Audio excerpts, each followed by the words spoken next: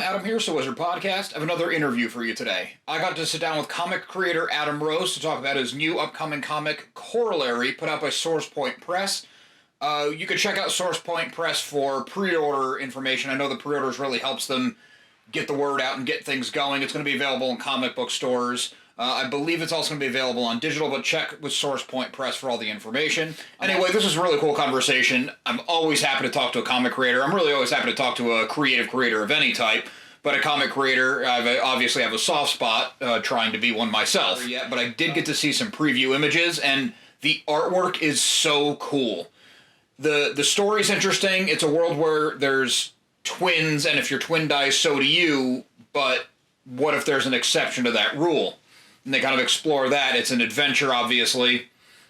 So the artwork is this really cool, almost kind of throwback artwork, which is, right up my alley, but it was all done with watercolors, which gives us this vibrant, bright, fun look, but also just huge respect to the artist, because watercolors are not the easiest medium to work with, and if that bleeds just a little too much or into the wrong area, you're starting over from scratch. You're redrawing the whole thing. There was nothing digital done with this.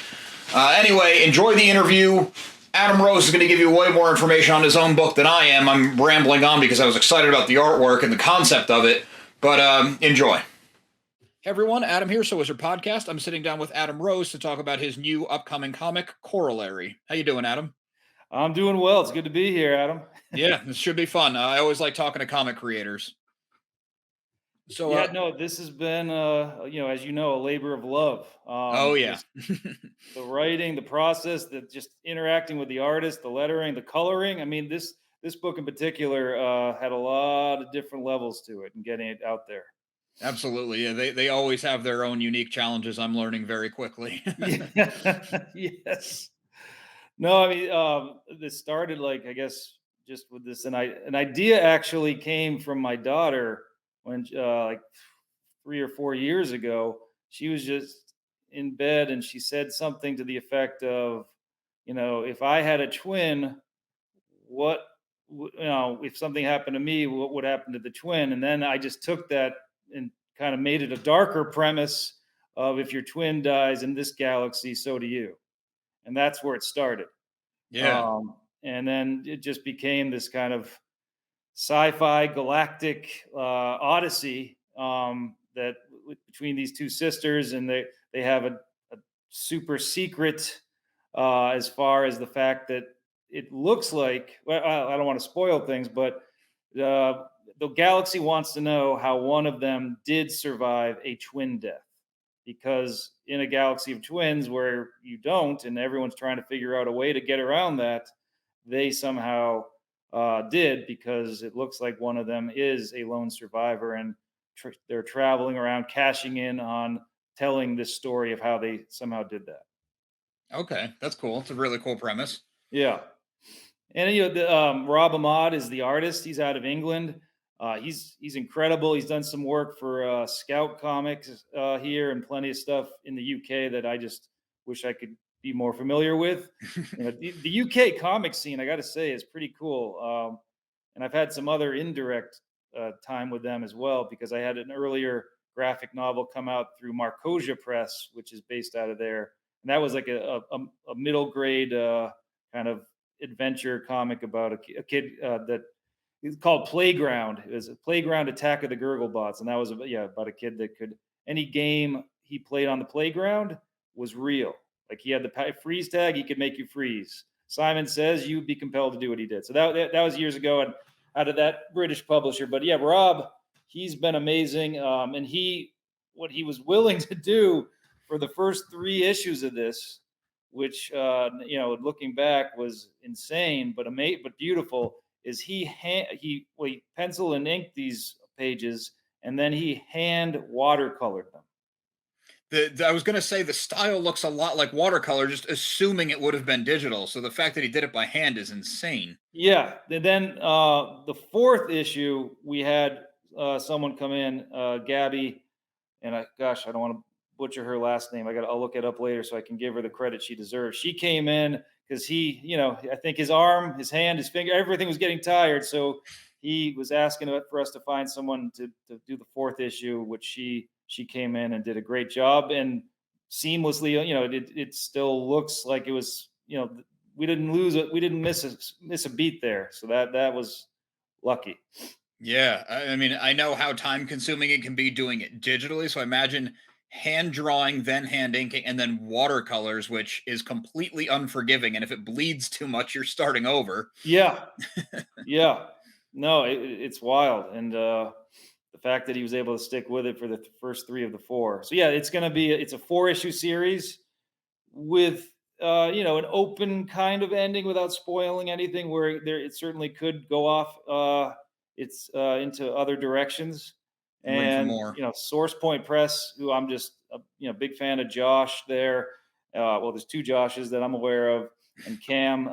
They've just been incredible to work with from the whole process. And like I kind of met them years ago at a con at one of their booths and started talking to them about it. And then when this got far enough along, they were interested, and the rest has been just great experience getting to work with them. And they've just given some great feedback. Like Cameron has been awesome about like just along the way, like little tweaks here and there to help it be as seamless as possible.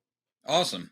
So how did your process work? I mean, you got the idea from your daughter, and then did you let it like kind of sit in the back of your mind for 3 years, or were you writing, the I was next night? writing. No, yeah. So I wrote. Actually, I initially wrote it as a short script, and because I don't know if you're familiar with like 2000 AD out of England. Again, yeah, another I've English heard of connection. it. I know Well, the yeah. England So comic scene 2000 is, AD, yeah. like where Judge Dredd is like most famous, I suppose. But they also have like another series called Future Shock, and they still do. And they take a look at 5-page stories from writer creator teams or you name it from anywhere. And I started it with the concept as a 5-page story, and then I realized I wanted it to be this big broad story, kind of an epic. So it went from there. So yeah, I guess I kind of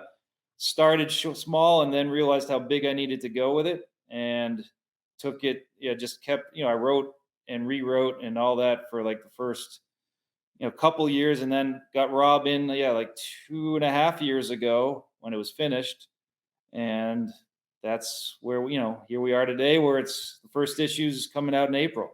That's So awesome. yeah, and just writing comic scripts, like this isn't my first one. I've written a few others, and like I said, I wrote that all ages one that came out like 5 years ago with another great artist out of Baltimore. This guy named Charles Tofield. He has a real animated, like kind of cartoony style. So yeah, I guess it's like kind of continuously, and maybe you feel this way too, like as a creator, like just continuously going back to school and Mhm. learning and growing.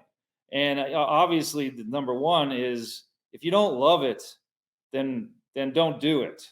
Right. uh, and I never stopped loving it, and that's how I am today. Like I'm already like done with a new series that I'm hoping to get out and about. And I don't want to. I think I have an artist attached that I'm really, really excited about. So I if the once the ideas stop, that's when I'll stop. But right now, it's just I love comics. I've loved them since I was a little kid. Like the first. See, I remember the first comics I got. I was at summer camp. My grandfather, who doesn't know a thing about them, sent them to me, and I just opened this, and my grandmother, and I just opened this box, and I remember one of the first comics I ever had, which is so just random. It was a Doctor Who comic. Again, there's that England connection, which I am Yeah, not. really. I don't know why that's happening today. But and actually, there was, I think, a teen like that Teen Titans X-Men crossover from the way back when. So yeah, that was what started it, and I haven't been able to put them down since. And I still get my my floppies every Wednesday. Great local shop here in Eagle Rock where I live. That's yeah. I mean, every Wednesday for me is like a birthday or something. Like just getting to go through and see what's new. And a lot of people ask, and maybe you get this too, like who are your favorite, what are your favorite comics, or what are your favorite heroes, or all that. And at Yep. this point, it's more like I follow writers and artists than I do like particular I'm not like just DC or Marvel anymore. It's like I'm Right. all Yeah. over the Yeah. place. So yeah, Yeah, it's talking to big time comic fans like you, I'm finding that more as a like I've always been really bad at memorizing the names, other than the big names that everybody, even like the most casual comic fan, knows. So I follow the story arcs more. But talking to like deep comic fans that I've been doing more and more, it is, yeah, like as a kid I followed, say, Captain America. Now I follow writer artists. right. Yeah, no, yeah, that's exactly what I mean. Like Grant Morrison, I love. Mariko Tamaki, I love her work. I mean, she's like she did a lot of her own indie work for years, and now she's doing some DC and Marvel stuff. And then like one of my all-time favorite artists, and I guess he's like so good now that he just doesn't need to, or he does other things. Because I always like look him up once in a while to see if he's ever going to do a new series. Is Frank? I might butcher his last name, Frank Quitely. He did like All Star Superman, Oh, and that's a he's good one. worked with Yeah. Mark Miller. I mean, there's something about his style that I love. Big fan of this South American artist Magenta King, who just has a book out with Dark Horse called Jenny Zero, which is really cool. Actually, I'm excited to get the trade for that in a couple weeks. But yeah, so yeah, definitely, and also just different publishers. Like I love what Source Point Press is putting out there. Like Josh Warner, he's got his own series, the Winchester Murder Mysteries, or Winchester House Murder Mysteries, which is based on this real house, and all that stuff is kind of this haunted, dark quality to that stuff. And it's just and just meeting more and more people. And I finally like took me longer than most to like to take a look and get some great creator owned books off Kickstarter. Hmm. There's just amazing stuff on there, and that whole world too is so wild because it's um, not just like creators looking to get an audience. It's people like Keanu Reeves with Boom Comics doing his latest, which I've been loving, but he did it with oh, you were just saying you're bad with names. Like Matt Kint is the co-writer of it, and it's about this immortal assassin. Yeah, I heard it's really Berserker, badass. Berserker. Yeah, it's Berserker. great. Yeah. But it's wild that they like started on Kickstarter. But I think I get it. It's because there's a huge audience there. So even like the bigger publishers are going there to get even more eyes on their work.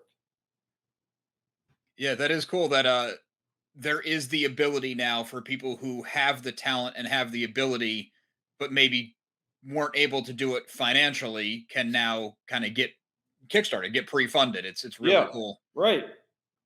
No, and I think there's like people are really curating what they like on there, and some people I think are now that's where they get everything. That's they get all their different genres and series that they're into from there, and that's it's kind of like if you want to get ahead. Well, a creator like been an amazing advisor to me through this process, and he has um, a couple series out with Source Point Press. Is Ryland Grant.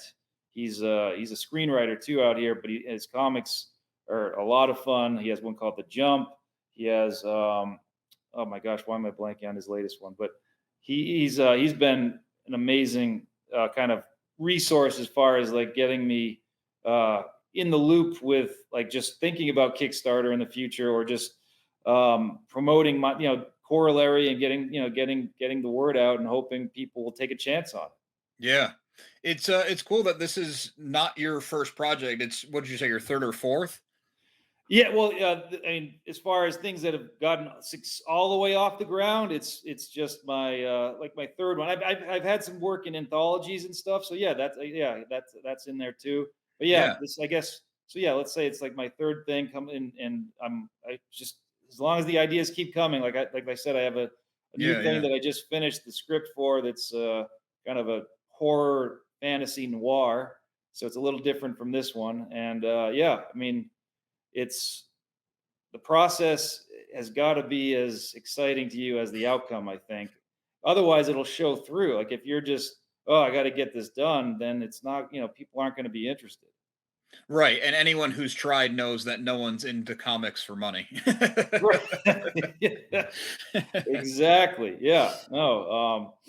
But I don't know. I think in this one in particular, Corollary, I think also like Rob Ahmad, like the artist, like he has almost like a Batman animated series style going on here, like Bruce Timm I can see that.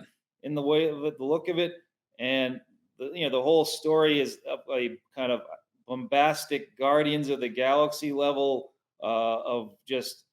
I just constantly, as I wrote it, because I'm such so enamored with the world of comics, I, there was nothing I said no to. Everything was yes. Like if I wanted giant space gods, arm wressling with a moon as the rest for their elbows. I put that in, and Rob was able to run with it. Just the variety of characters as far as this is kind of a mix of anthropomorphic aliens as well as gelatinous blob type creatures and like celestials and you name it. It's a galaxy that is a huge sandbox that I could spend years in. Yeah, for sure. It's cool that you left it open ended so you can do that. And that's also kind of speaks to the medium of comics, where if you were trying to do like an indie film, you couldn't have two gods arm wrestling on a moon. You just Yeah, couldn't do it. exactly. Of course, we just talked about you're not in it for the money comics, but imagination wise, partnering with the right artist, there are no budget limits to your special effects Right. and all that. And just something too that is so important in scripting a comic, and hopefully you're on the same page as your artist, is those beats, page to page, panel to panel. Like you need to think about, okay, when they turn the page, what's going to hit them? Like Hmm. you don't want to just, okay, this page is like 4 panels, doesn't matter where it lands. It does matter Yeah, the because there's a placement rhythm. always I matters. think I'm a literary geek too because I'm a teacher as well. But I really think there's a poetry to a comic book script.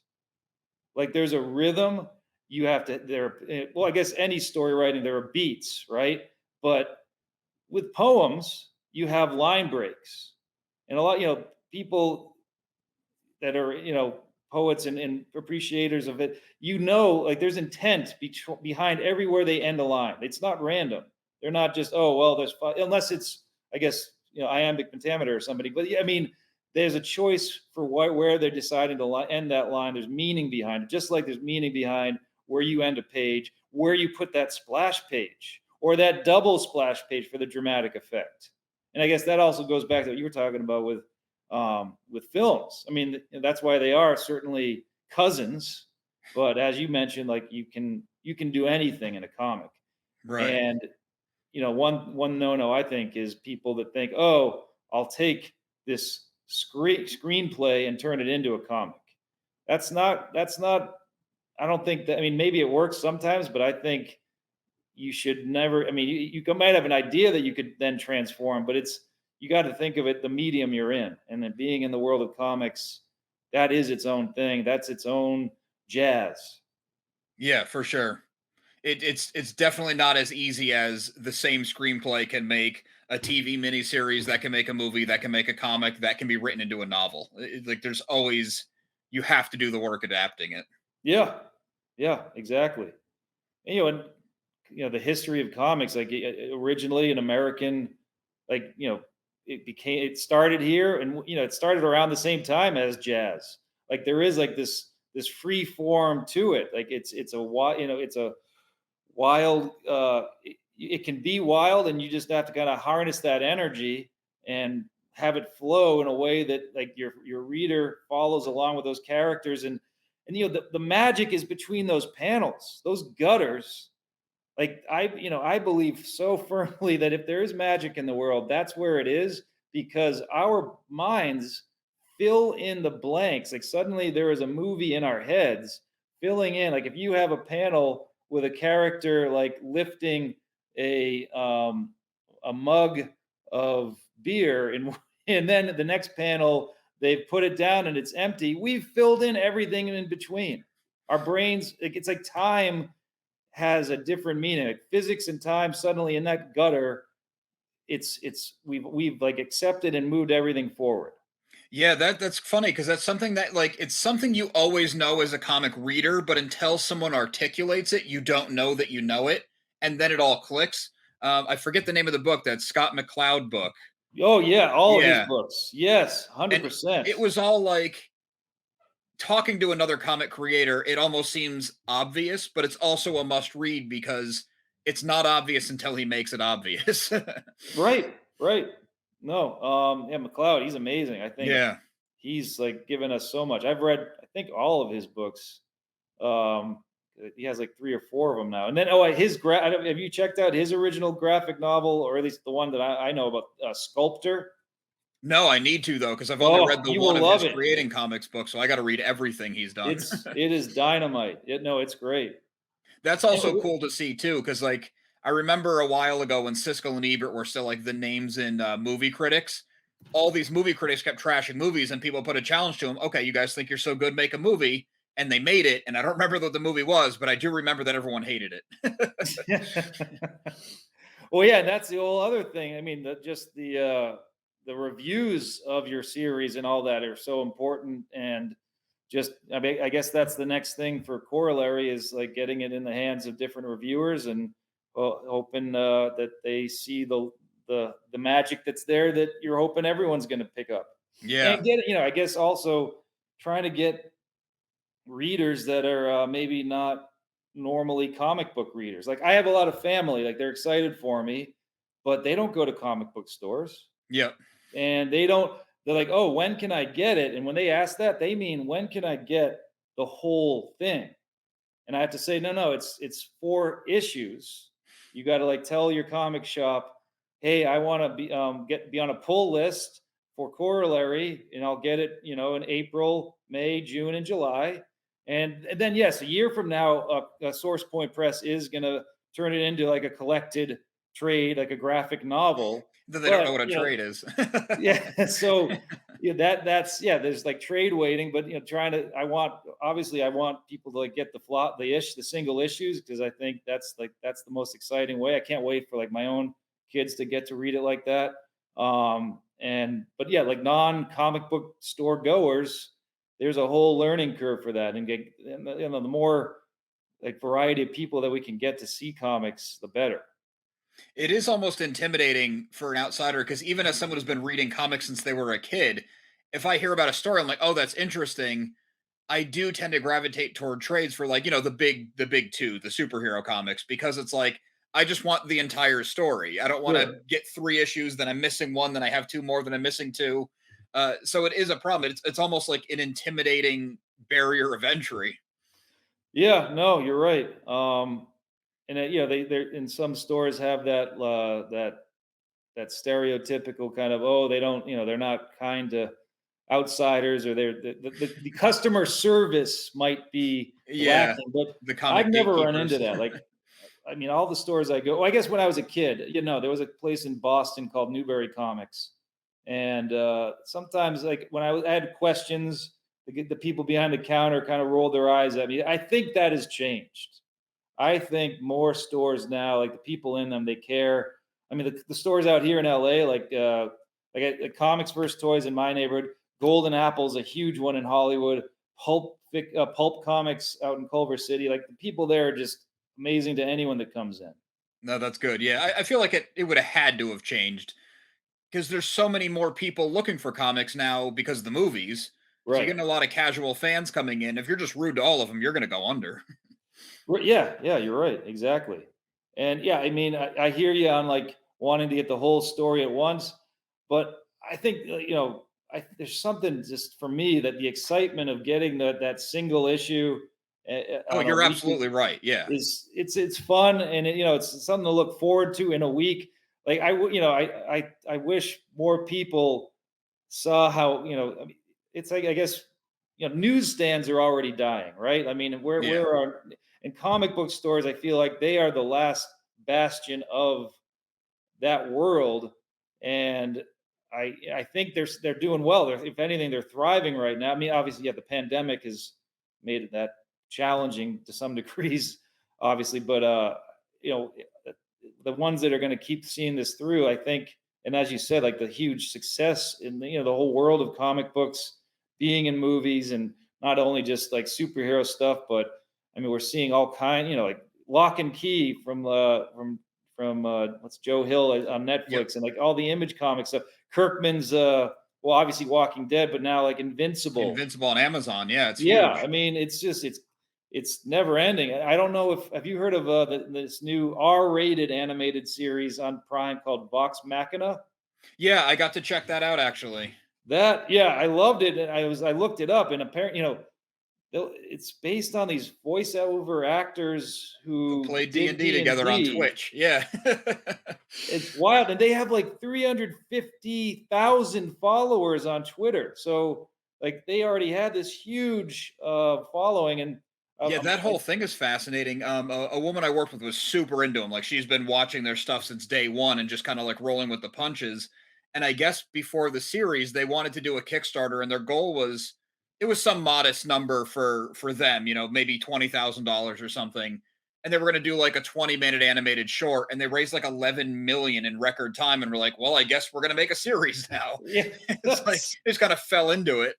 it's great. I mean, I'm It is really certainly well not done too. saying, hey, Yeah, get your kids on the couch with you, because boy, it is R-rated. I mean, yeah, yeah, that little, I think it says MA 18, so it's not yeah. only it's definitely yeah, but it's a lot of fun, and um, I'm surprised. I won't be surprised to see that get a comic book series. Things sometimes go the opposite direction. Like, look at all of Star Wars. I mean, Star Wars comic book series are like huge for Marvel, and they were for Dark Horse, and Yep. it's just, and that brings in new readers, and then just the whole all ages world, which Corollary is more or less like, I would say, if you are 10 years old, 10 and up, because there's some violence, but it's like Batman animated series kind of violence, like Right, nothing. nothing gratuitous. No, but it's just that's a huge world of kids that they want to read them, and you see them at the libraries, and there's so many just amazing YA or all ages comics out there, and even like I think I'd say at least half, 50% of like the what the big two put out, like those are, even if it doesn't say that it's all ages. I mean, I think, it's funny, we didn't really have that label when I was like getting them, but like X-Men, Avengers, Fantastic Four, Batman, Justice League, Superman, I mean, all of those, I don't think any of them are like, unless it has like, DC Black Label on it, or what is it, Marvel Knights. Those two are what I would consider all ages. Or am I? What do you think about No, that? I think you're right. I mean, maybe not like a 5-year-old, but whatever's in there Sure. that a 5-year-old might not get is probably over their head anyway. Right. But I Right. think for Yeah. the most part, yeah, the Marvel DC superhero stuff, you're pretty safe giving it to any kid. Yeah. But I guess we were talking about Invincible. You wouldn't give that to any kid. No, no, you wouldn't. But that's more modern comics. I mean, I guess Right. it's Right. 10, 12 years old now, but Right. Right. Yeah, no, it's yeah, I still am collecting, and yeah, I mean, I think I told you how uh I had like 6,000 comics, and they got plucked out of my house the morning of my birthday, as I'm like walking up to my place and look in the garage, and there's all these where these long boxes should have been. And for a month there, I was, maybe even longer, I was so depressed and just uh beat up by it, like devastated, honestly. I mean, it's a it's still, lifetime of collecting, yeah. yeah. And for a minute there, I was like, you know what? I'm not going to get comics anymore. I was like, I can't. That this hurts too much. But then the love of the storytelling, the love of the art, the characters that I've fallen in love with, and meeting the new ones, the adrenaline rush I get from getting my stack every week. I couldn't stay away, and I'm glad I didn't. And even back then, I was already like writing these series and whatnot, and I learned so much with every comic I read. That's the other thing I think as a creator, just reading all these other people's work. I mean, now it's almost a habit, and it doesn't take me out of the story. But I'm like, when I look at a page now, I'm like, oh, how many panels did they put on this page? Oh, what's gonna? I love this, like, inventive, the fact that they have this character kind of breaking out of that panel and tell. or like the inventiveness with like just text boxes and narration and sound effects. I'm always trying to think about new ideas for sound effects. I mean, Yeah. what does a can of soda sound like for me? Should I go PFSHHH? Or Yeah. should it just be SSSSSS? I mean, or pop. It's funny There's how it changes the way you read them. Like, I imagine if you directed a movie, I imagine it would change the way you watch a movie for the rest of your life. Or if you've ever written a absolutely. song, you're listening to it. But it's funny how much it happens and so fast. Yeah, no, I mean it's a love and a passion that I've had for so long, and I will say, like, yeah, I go to like the cons and all that, and I want to go to more, especially to promote Corollary. The one thing I just that isn't me is I can't like wait in like a line for 4 hours to see like a 3 minute trailer for the next Avengers movie. That Yeah. isn't me. No, me either. I, I'll I watch it draw, on YouTube the next day. I went to a con in San Diego years ago, and this is like the kind of the not so pretty side of fandom. They had to like stop. Thing it was for actually it was for a video game, one of those zombie based ones that are huge. I'm blanking on the name of it. It's been turned into a movie series, but there was an Oh, like a announcement. Resident Evil or something? Yes, it was Resident Evil, and I was not at this, but all of a sudden, like the whole, there's thousands of people at this, but the like people were talking all about this. This person was saving a seat for someone else, and they had been waiting. They like literally overnight waiting I for know this this, story. and they stabbed somebody who took their seat with a pencil. Yeah. It's nuts. Yeah. It's crazy. People get rabid for it. Yeah, and you see like the kind of the social media wars on this stuff too. Like people are, that's I guess the other thing I'd say that I find important is everyone needs representation. Like we need a variety of characters, and change is good. I mean, we should be seeing all these different characters morphing and changing into different like race, gender, you name it. There should be flexibility because that only promotes more wonderful storytelling. I Right. mean, if we More just points of view. more points of view, and that gives us more just potential. There's like that we got to keep pushing the potential. Yeah. I just want them to also keep focusing on good stories. Because to me, Yeah, of that's what course. matters. I don't Yeah, care what race the main character is. Just tell me a good story. absolutely, absolutely. Yeah, no, the storytelling is important. Yeah. But yeah, it's just all the comics that I'm drawn to now are just it doesn't matter if it's a cape or yeah, I'm not yeah, I guess I'm not I've like gravitated away from like just superheroes for years now. And if anything that nowadays and I'm seeing even more of them coming out is there's a lot of like kind of cool noir mystery type stuff. Hmm. And like this what is it? Something's killing the children. I don't know if you heard of that. No. It's great. It's oh, is that Boom? It might be Boom or it might be Dark Horse. I'm blanking on which one. But it's wonderful. And then the house on top of the lake is blowing my mind. I think that's James Tinian. That I recommend that. It's wild. I'll have to check that out. Yeah. Very, very just both horror and science fiction. Like this, these people have survived. Or they've been led to believe that they're the only survivors of this mass extinction, and this friend of theirs, who they thought was a friend, is actually some other kind of being that has collected them and is keeping them alive. It's It sounds like cool. a Twilight Zone episode. Yeah. Yeah, It sounds awesome. yeah. No, it's pretty cool. It's wild.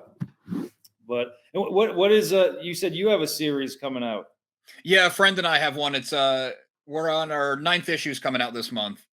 What's it? What is it? It's called Social Studies. It's like a slice of life kind of coming of age story about, basically just friends in high school Oh, and how, like, nice. you're trying to figure things out and everything feels like it's the end of the world or the greatest thing that'll ever happen to you. And we just kind of play with those extremes and just have a lot of fun with it.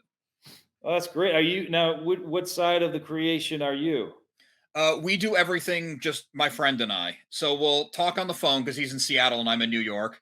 We'll break our story and then I'll go off and write a script and then we go over it, punch up the jokes, and then he takes it and he does all the layouts and the drawings.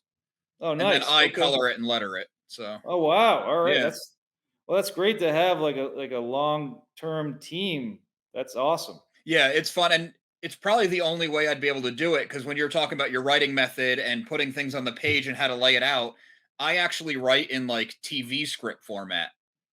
I try to do a page a minute is the TV script format, so I try to do a written page to a page, except for dialogue's going to take more, action will take a little less, or whatever. Right. Um, and he does the layout, so he's kind of responsible for when the page turns are, and he's been nailing it. So we're just kind of like, if it's not broke, don't fix it, even though this is not the typical thing. That's great. Now, and so would you say? I mean, it sounds very like a dramedy. Yeah, yeah, for sure. Yeah, we keep it light, we keep it funny, but the characters are going through things and learning who they are and all that kind of stuff. Okay, that's So we cool. kind of try to find the balance. Like Futurama is kind of a big inspiration for how I try to pace it, where it's All right, mostly nice. fun and games, but every now and then you get that like gut punch. Oh, that's great. That's Yeah, great. thanks. I'll definitely have to check that out. Yeah, I'll send you over a couple when we're done Yeah. here. Yeah, so you're in New York. So have you been like to the con, the big con in New York? New In York. 2019, we actually went as the podcast. We got press passes or yeah, 2019. And Awesome. it was awesome. Yeah, I got to do some really cool interviews, got to see some really awesome panels. Just like you, I have no interest in waiting 9 hours in line to see a 2 minute trailer. I'd rather go to like 20 small panels than one giant one. Yeah. Yeah. But we had a ton of fun with it. And then obviously 2020, there wasn't one. And 2021, there was, but it was super limited. So we're hoping to get back. Nice. Yeah. I need to go to that one. Actually, yeah, I think I should try to go. That's in the fall, right? October, late October, early November. I think it moves around a little bit. Okay. Yeah, up. Nice. I'm a few hours north of the city, but near New England, which is all like I'm like a 3 hour perimeter to everything. There's so Nice. many good size, like medium sized cons throughout New England that are great. Like Rhode Island does a really good one. Oh, cool. Yeah, Yeah, no, I'm hoping to go to San Diego I mean, I know they did like that Thanksgiving one this year, which was strange, but I think yeah, it was really odd timing. yeah. And then yeah, I love well, see out here Seattle has like Emerald Con, which is great, We want to and hit then that one eventually. We're trying to start out WonderCon small. is awesome. WonderCon, which used to be out of San Francisco, is now in Anaheim. That's a great one. I recommend that. Is that the Stan Lee one, or is that WoWCon or something like That's that? wow. Okay, Wonders yeah, that's a different one. okay. Yeah. And you go as a fan, or do you go with your books, or both? I both. And I hope, obviously I want to go to whatever Source Point has a booth at Mhm. in the future.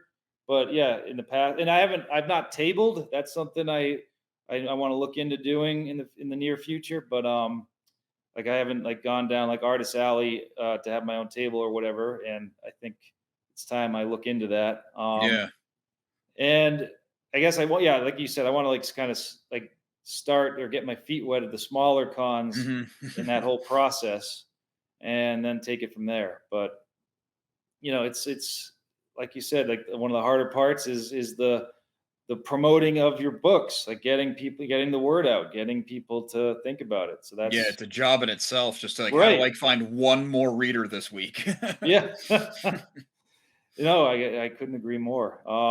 And that's why, yeah, and that's why I want, now that hopefully we're all slowly coming into like this Omicron is like hopefully dying down. It looks like it, at least out in your way, I've heard it's gotten a lot better, and Yeah, supposedly things have here. definitely got better on the whole East Coast as far as I know, where things are a lot less restricted.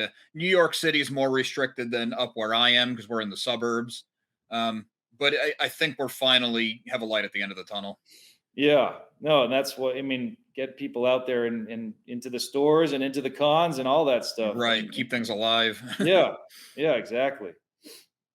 But the other part of like this was just that I should talk about DC Hopkins. He was the letterer for this.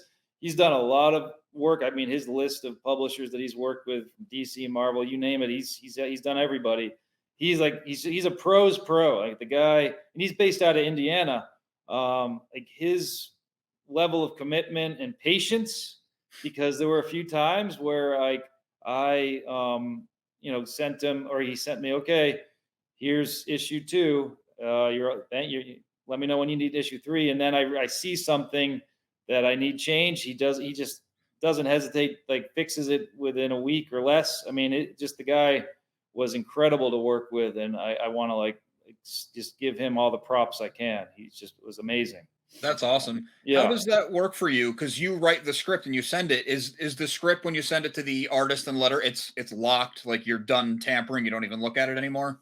No, yes and no. I mean, that's a great question. So the first phase is I give the script to Rob, and the first thing he brings back to me are thumbnails, like sketch, like pen, like almost like stick figures, but a little more. And I say, yeah, okay. Oh, but maybe we need this or that. And then even in that process, I'm like, I realize something. Oh gosh, I gotta go change or add this panel to that page because we're missing this moment, this important storytelling moment. So I suppose, yeah, even when I say, okay, I'm sending my final script, that isn't the final one, because it is a relationship between me and the artist and then the letterer, where there is some fluidity and there's growth. There's like changes that get to be made that make it even better. So yeah, then even after that, when Rob sends me the inks, I might, okay, I realize again, I see something, and I might make an editor add something to a page or a panel or you name it, and he patiently comes back and does that. And then yeah, when DC's involved, it should be like totally locked and loaded. Um, but even before I give it a DC, I go through the script side by side, Rob's pages, Yep. and I little changes. I'm like, you know what? That is too much for a speech balloon for this panel. It helps me not be too verbose sometimes. It helps like the character, because the last thing you want, I think Scott McCloud may have been one of the first people I heard say it, but like a lot of creators that I love and respect, like one of the number one things that you don't want to do that maybe a lot of newer creators do is be too wordy. Hmm. Have like your character on panel three of a six panel page, which is pretty busy, have this giant monologue, and the balloon takes up half the panel. That takes your reader out of it. You Yep. don't want it. You gotta trim the fat. So Yeah, that, that is a so big problem I have. So I'm happy to hear you say you have the yeah, same kind of thing. it's so important. And um I guess like these layers of process with Rob, and then with DC, and then even a little bit, and then it would go back to DC at this point. But with Cameron and Josh at Source Point, they would have some final notes and little tweaks that DC would patiently take from me at that point as well.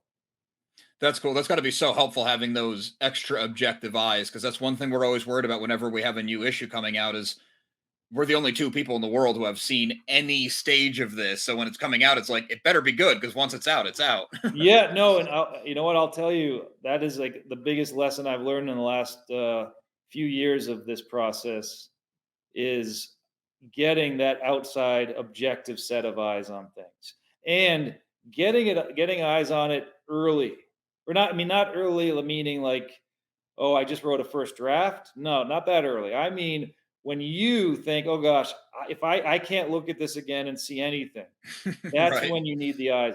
And actually, I got to pitch this guy to you. He does like consulting, and it was like the best money spent on an hour in my like comic life with Chris Staros. He's like the editor for Top Shelf. He'll do like a Zoom with you, like you give him your script or whatever, or even just your synopsis or whatever it is, and he will chop it up with you for an hour. And wow, it was like taking a college class with what just in things that you already know, but it reminds you of.